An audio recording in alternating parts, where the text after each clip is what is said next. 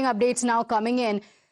The misguided youth theory on Umar collapses as the Congress spokesperson Shama Mohammed has called him a radicalized terrorist. Her remarks have now sparked questions within the party. Will Rahul Gandhi clarify the Congress party's official stance, and will the party condemn its own? So there are many who are coming out with a brazen attempt to justify or give a benefit of doubt, and on the other you have Congress's Shama Mohammed, who has come out to call him a radicalized terrorist. My colleague Shivam is joining us on the broadcast with the details. And Shivam, very, very unfortunately, there has been a lot of politics that has played out over the Delhi blast, and now you have Shama Mohammed, who has come out to call him what he is, a radicalized terrorist.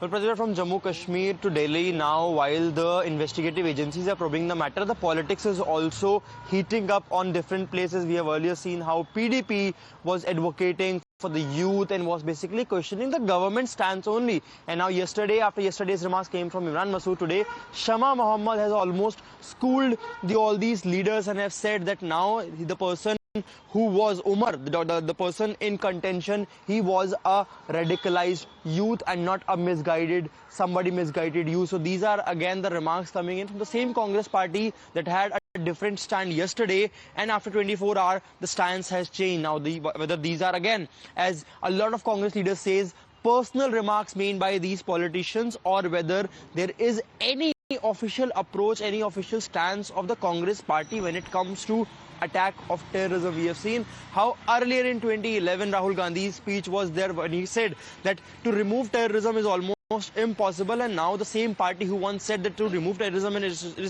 responsible, yes, are questioning different approaches, different strategies of the government while the probe is yes, still on. So these confusing remarks coming from the party again put them yes, in a hot trouble. So how difficult is it to come out and call the terrorist for what he is? Let's put things in context. Let's also play out what some of the other Congress leaders have been saying.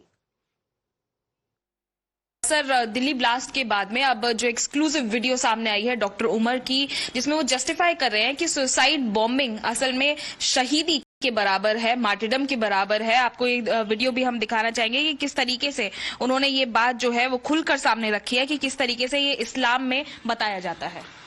देखिए, ये ना तो कोई preacher है कि ये इस्लाम का Islamic विद्वान है।